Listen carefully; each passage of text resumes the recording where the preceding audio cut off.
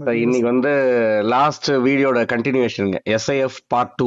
அதுல வந்து நம்ம என்னென்னலாம் அதுல கவர் பண்ணாது ஒரு சில அடிஷ்னல் கிளாரிட்டி கொடுக்கலாம். ஏன்னா வரப்போற ப்ராடக்ட் சார், அதனால அதுல பத்தி நம்ம நிறைய இன்ஃபர்மேஷன் ஆட் பண்ணோம்னா அது ஒரு வேல்யூ அடிஷனா இருக்கும் நம்மளோட வியூவர்ஸ்க்குன்றது தான் கான்செப்ட்டுங்க. இந்த எஸ்ஐஎஃப் ப்ராடக்ட் வந்து as per SEBI well regulated தான், நம்ம ஏற்கனவே பேசினது தாங்க. அதுக்கு அடுத்தது மினிமம் இன்வெஸ்ட்மெண்ட் பார்த்தீங்கன்னா 10 லேக்ஸ். இதில் வந்து பல ஸ்ட்ராட்டஜிகள் யூஸ் பண்ணுறாங்க. அதாவது நம்ம மியூச்சுவல் ஃபண்ட்ஸில் கவர் பண்ணாத ஸ்ட்ராட்டஜிலாம் அப்படின்னு பார்த்தீங்கன்னா equity, long short, debt long short, thematic, அந்த மாதிரி வந்து ஒரு சில ஸ்ட்ராட்டஜி. இதில் வேர்டு நம்ம நோட் பண்ண வேண்டியது என்னன்னா லாங் ஷார்ட்டுங்க. சிம்பிளாக புரிஞ்சுக்கிறது வந்து நம்ம மியூச்சுவல் ஃபண்ட்ஸில் நீங்கள் வந்து லாங் ஒன்லி ஃபண்டு தான் பொதுவாக நம்ம அண்டர்ஸ்டாண்டிங் சொல்கிறோம். ஏன்னா இந்த லாங் ஷார்ட்ன்ற வேர்டு வச்சு நம்ம வந்து மியூச்சுவல் ஃபண்ட் கூட கம்பேர் பண்ணோம்னா நமக்கு ஒரு கிளாரிட்டி கிடைக்கும். எல்லாரும் மியூச்சுவல் ஃபண்ட்ல இன்வெஸ்ட்மெண்ட் பண்ணுறோம். அதில் வந்து ஃபண்ட் மேனேஜர் என்ன பண்ணுறாரு அப்படின்னு பார்த்தீங்கன்னா இந்த லாங் ஷார்ட் வேர்டில் அண்டர்ஸ்டாண்ட் பண்ணிக்கிறது லாங்குங்க. அதாவது பை பண்ணிப்பாரு, நல்ல வேல்யூல வாங்கிப்பாரு. எப்போ மார்க்கெட் டவுன் ஆகுதோ அந்த டைம்ல இன்னும் கொஞ்சம் ஆட் பண்றோம், அப்படியே பொறுமையா நம்ம வந்து வெயிட் பண்றோம், அந்த மார்க்கெட்டை விட்டு வெளியேறாம பாத்துக்கிறோம். அதுக்கப்புறம் மார்க்கெட் வந்து ஒரு பீரியட்ல ரிகவர் ஆகுது, அதுக்கப்புறம் நம்ம வந்து ப்ராஃபிட் பண்றோம். இதுதான் வந்து மியூச்சுவல் ஃபண்ட் ஒர்க் ஆகிறதுக்கான ஒரே ஸ்ட்ராட்டஜி. இங்க வந்து என்னன்னா மார்க்கெட் ஏறினாலும் பணம் பண்ணுவாங்க, மார்க்கெட் இறங்கினாலும் பணம் பண்ணுவாங்க. அதுதான் வந்து லாங் ஷார்ட்டுங்க. அதாவது லாங்னா வாங்குறது. ஒரு டைம்ல வந்து ஃபண்ட் மேனேஜருக்கு வந்து ஒரு ஒரு கன்விக்ஷன் இருக்குது, மார்க்கெட் வந்து இறங்கும், இல்ல வந்து பர்டிகுலர் செக்டர் வந்து இறங்குறதுக்கான வாய்ப்பு இருக்கு, இல்ல பர்டிகுலர் ஸ்டாக் வந்து இறங்குறதுக்கான வாய்ப்பு இருக்குன்னு போதெல்லாம் அவங்க வந்து இந்த ஷார்ட் ஸ்ட்ராட்டஜி எடுப்பாங்க. அப்ப நம்ம என்ன புரிஞ்சுக்கலாம்னா மியூச்சுவல் ஃபண்டை விட இது கொஞ்சம் சொஃபஸ்டிகேட்டட் ப்ராடக்ட். மியூச்சுவல் ஃபண்ட்ஸ்ல வந்து ஆக்சுவலா மேண்டேட்டே கிடையாதுங்க. ஆக்சுவலா எக்ஸ்பர்டீஸ் இருக்குது, ஃபண்ட் மேனேஜருக்கே ஐடியா கான்செப்ட்லாம் இருக்குது.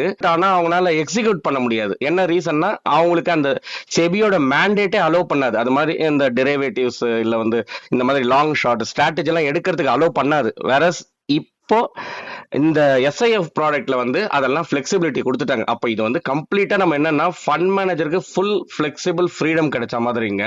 அட் த சேம் டைம் வந்து இன்வெஸ்டர்ஸையும் அவங்க வந்து சேஃப்கார்ட் பண்ற மாதிரி ரூல்ஸ் அண்ட் ரெகுலேஷனோட வந்திருக்குங்க.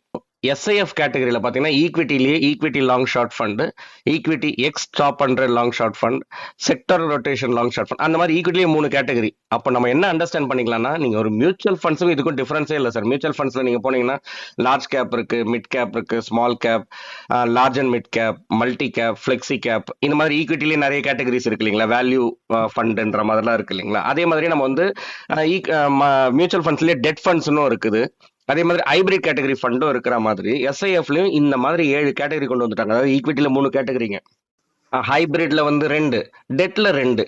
இப்போ வந்து அடிஷ்னல் டேட்டா, இப்போ பிரசன்ட் சினாரியோல ஹவுஸ் ஹோல்டு சேவிங்ஸ்ல, அதாவது ரீட்டைல் இன்வெஸ்டர்ஸ் அவங்களோட பணம் மியூச்சுவல் ஃபண்ட்ஸ்ல எத்தனை பர்சன்டேஜ் இருக்குதுன்னு பாத்தீங்கன்னா 28% சார். வேற ஈக்விட்டியில பாருங்க, அதாவது டைரக்ட் ஈக்விட்டி எக்ஸ்போஷர்ல 66% இருக்குங்க. அப்ப அதிகமா இருக்குதுங்கன்ற நான் ரீட்டைல் இன்வெஸ்டர்ஸே கம்பேர்ட் டு மியூச்சுவல் ஃபண்ட்ஸ் பார்க்கும்போது டைரக்ட் ஈக்விட்டியில நிறைய பேர் வந்து டிமெட் அக்கௌண்ட் வச்சு தனியா இன்வெஸ்ட்மெண்ட் பண்றாங்க. அவங்களோட போர்ஷன் ஆஃப் வெல்த்தே பாத்தீங்கன்னா 66% இருக்குது. அடுத்த இதுல பாருங்க சார்ட், அங்கே இதுலயே டைரக்ட் ஈக்விட்டி டிமெட் அக்கௌண்ட் வந்து 2020ல 4.98% இருந்ததுங்க. அது வேற எம்எஃப் யூனிக் ஐடி பார்த்தீங்கன்னா 2.1%. 2024ல பாருங்க நியர்லி வந்து 4 மடங்கு அதிகமா இருக்கு. 18.5% டிமேட் அக்கௌண்ட் ஓபன் பண்ணிருக்காங்க.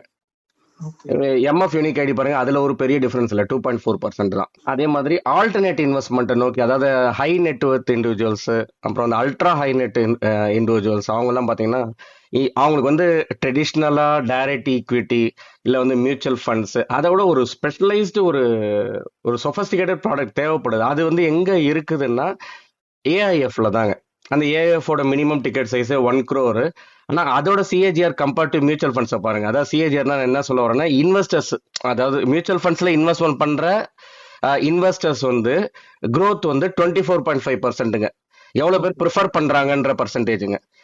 அதே வந்து ஏஐஎஃப் ப்ரிஃபர் பண்ணி உங்களுக்கு க்ரோ ஆகுது சின்ஸ் செப்டம்பர் 2019ல இருந்து இந்த டேட்டாவை பார்த்தீங்கன்னா 31%. அப்போ ஏஐஎஃப் 1 crore கொடுத்து கூட அதை ப்ரிஃபர் பண்ற கேட்டகரி ஆஃப் இன்வெஸ்டர்ஸ் வந்து அதிகமாக க்ரோத் ஆகுதுங்க. அதுக்கு அடுத்த சார்ட்ல பார்த்தீங்கன்னா டர்ன் ஓவர், அதாவது லேக் க்ரோர்ஸ்லங்க, டெரிவேட்டிவ்ஸ் கேஷ்ன்றதுங்க. இதுல வந்து கேஷ் மார்க்கெட்ல 2016ல 42 lakh crores. 2000 அதே டெரிவேட்டிவ்ஸ் மார்க்கெட்ல 183 lakh crores. அதாவது ரேஷியோல நம்ம பார்த்தோம்னா 4ங்க. அது வந்து 2022ல பாருங்க, கேஷ் டு டெரிவேட்டிவ்ஸ் அந்த ரேஷியோ வந்து 102. 2024ல பாத்தீங்கன்னா 398, நியர்லி 400 டைம்ஸ். ஸோ அந்த டெரிவேட்டிவ் மார்க்கெட்ல நடக்கிற ட்ரேடிங்கோட வால்யூம் சொல்றேன் நான், அத்தனை மடங்கு அதிகமா இருக்குது. நீங்க வந்து மற்ற கண்ட்ரீஸ்ல நம்ம கம்பேர் பண்ணும்போது ஜப்பான் இல்ல ஹாங்காங் யூஎஸ்லாம் கூட பாருங்க, அந்த வால்யூம் ரேஷியோ பாருங்க 2, 5, 9 இருக்குது. இந்தியாவுக்கு பாத்தீங்கன்னா நியர்லி 400 டைம்ஸ். அப்போ இங்க வந்து ஆப்ஷன்ஸ் ஃபியூச்சர்ஸ் இதை ப்ரிஃபர் பண்ணி இங்க நடக்கிற வால்யூம் ஆஃப் ட்ரேட் வந்து அதிகங்க.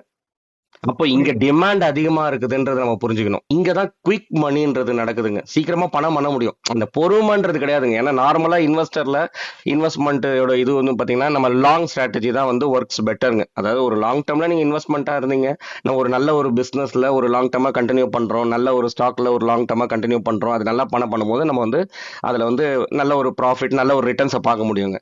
ஆனா இங்க வந்து எப்படின்னா நமக்கு வந்து ப்ராஃபிட்டும் வரும், குயிக்கா லாஸும் ஆயிடுங்க. அது நம்ம ரெண்டுமே இருக்குது புரிஞ்சுக்கணும். ஆனா ஸ்டாட்டிஸ்டிக்கல் டேட்டா இவங்க செபி அனௌன்ஸ்மெண்ட் பண்ணதே என்னன்னா நியர்லி 90 to 91.5%ங்க. அதாவது 90%க்கு மேலன்னு வச்சுங்களேன் லூஸ் பண்றாங்க ரீட்டைல் இன்வெஸ்டர்ஸ். அவங்க தான் பார்ட்டிசிபேஷனும் நிறைய பண்றாங்க, நிறைய லூஸும் பண்றது. அப்போ வந்து யார் ஆக்சுவலா வின் பண்றாங்க, யார் கெயின் பண்றாங்க பாத்தீங்கன்னா ப்ரொப்ரைட்டரி எஃபிஐங்க, ஃபாரின் போர்ட்ஃபோலியோ இன்வெஸ்டர்ஸ்.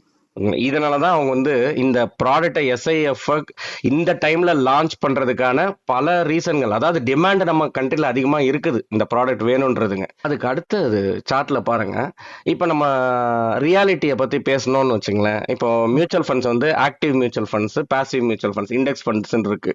இதுல வந்து மேக்ஸிமம் பர்சன்டேஜ் ஆஃப் இது பாத்தீங்கன்னா அண்டர் பெர்ஃபார்ம் பண்றாங்க நிறைய ஃபண்ட்ஸுங்க. நீங்க வந்து எந்த கேட்டகரியில எடுத்தாலுமே, அதாவது பேருக்கு ஆக்டிவ் ஃபண்டு, ஆனா அவங்களால பெஞ்ச் மார்க்கை பீட் பண்ண முடியலன்றது தான் இந்த ரியாலிட்டி டேட்டா. அதாவது லார்ஜ் கேப் ஃபண்டா இருக்கட்டும், இல்ல ELSS category, mid cap, small cap, இல்ல வந்து பாண்ட்ஸ்ல நீங்க எடுத்துட்டீங்கன்னா கூட 1 year period, 3 year period, 5 year period, 10 year பீரியட்ல பாத்தீங்கன்னா இதோட சோர்ஸ்ல கூட நான் கீழே மென்ஷன் பண்ணிருக்கு பாருங்க. ஸோ இந்த டேட்டா என்ன சொல்ல வருதுன்னா, இப்போ எக்ஸாம்பிளுக்கு நான் சொல்றேன் பாருங்க, ஒரு 5 years பீரியட் எடுத்துட்டீங்கன்னா large Indian equity large cap fund பாருங்க 93% வந்து பாத்தீங்கன்னா அண்டர் பெர்ஃபார்ம் பண்ணுதுங்க. மிட் அண்ட் ஸ்மால் கேப்ல எடுத்துட்டீங்கன்னா கூட ஒரு 5 year பீரியட்ல பாருங்க 77% ஆஃப் ஆக்டிவ் ஃபண்ட்ஸ் வந்து அண்டர் பெர்ஃபார்ம் பண்றாங்க. ஆனா வந்து இப்போ நம்ம வந்து குவாண்ட் ஸ்மால் கேப், இல்ல வந்து நிப்பான் இந்தியா ஸ்மால் கேப், அப்புறம் வந்து ஒரு சில ஃபண்ட்ஸ் சொல்றேன் நான், அதெல்லாம் நல்லா எக்ஸ்ட்ரீமா பெர்ஃபார்ம் பண்ணிருக்குங்க.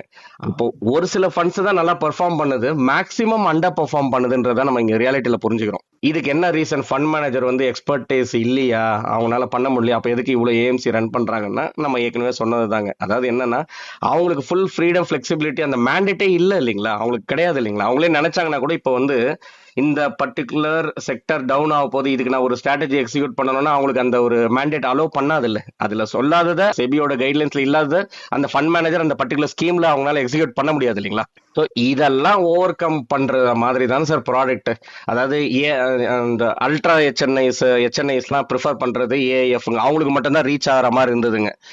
இப்போ வந்து ஒரு ரீட்டைல் இன்வெஸ்டர் இல்ல வந்து ஒரு செட் ஆஃப் இன்வெஸ்டர்ஸ் அவங்களோட போர்ட்ஃபோலியோ வேல்யூ நல்லா க்ரோத் ஆயிடுச்சுங்க, அவங்களுக்கு வந்து ஒரு டிஃப்ரெண்ட் ப்ராடக்ட் தேவைப்படுது.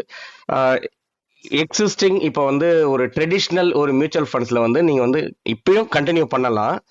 இப்போ நம்மளோட போர்ட்ஃபோலியோல வந்து ஒரு ஒரு டைவர்சிபிகேஷன் தேவை, ஒரு வெரைட்டி தேவை, ஒரு ஸ்பெஷலைஸ்டு ஒரு ஃபண்ட் ஒன்று தேவைன்ற இதுல வந்து ப்ரிஃபர் பண்ணும்போது இது எடுத்துக்கலாங்க.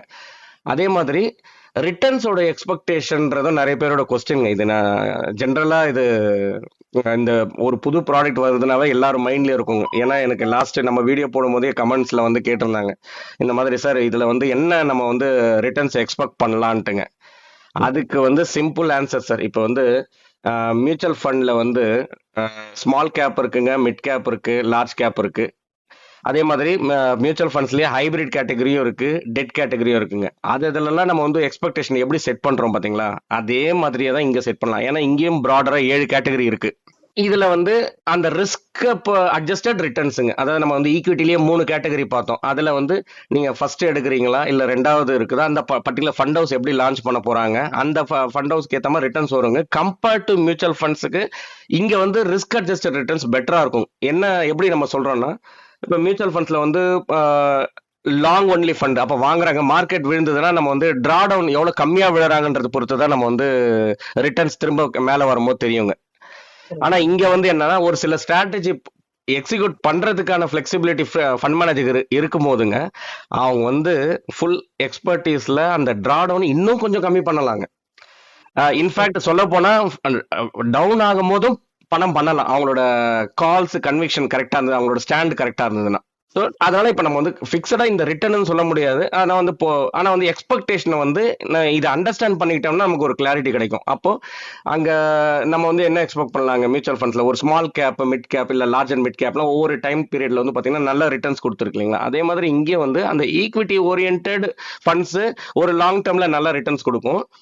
அதே மாதிரி இன்னொன்னு என்ன புரிஞ்சுக்கலாம்னா அந்த 10 லேக்ஸ்ன்றது ஒரு லிமிட் சொன்னாங்க இல்லைங்களா. அந்த 10 லேக்ஸ்ன்றது என்னன்னா பர்டிகுலர் ஏஎம்சியோட லிமிட்டுங்க, பர்டிகுலர் ஃபண்டோட லிமிட் கிடையாதுங்க. அப்ப நான் என்ன சொல்ல வரேன்னா சப்போஸ் நான் எப்படி ஒரு இப்ப நீங்க ஐசிஐசி எடுத்துக்கிறீங்க இல்ல ஹெச்டிஎஃப்சி எடுக்கிறோம், எல்லா ஃபண்ட் ஹவுஸுமே நீங்க உள்ள போய் பாத்தீங்கன்னா எல்லா ப்ராடக்ட்டுமே இருக்கும் இல்லைங்களா. எல்லா கேட்டகரியிலையும் சொல்ல வரேன் நான். Large, mid, small, multi cap, flexi cap, hybrid fund, debt funds எல்லாம் இருக்கிற மாதிரி ஸ்லோ அண்ட் ஸ்டெடியா ஒவ்வொரு ஃபண்டும் எல்லா ஃபண்ட் ஹவுஸுமே வந்து எல்லா ஏஎம்சிஸுமே லான்ச் பண்ணிடுவாங்க. அப்ப நான் எக்ஸாம்பிள் சொல்றேன், ஒருத்தவங்க கிட்ட வந்து உள்ள 7 கேட்டகரியும் வச்சிருக்காங்கன்னா நீங்க அந்த 7 கேட்டகரியிலையும் நீங்க டைவர்சிஃபை பண்ணி 10 லேக்ஸ் போட்டுக்கலாம்.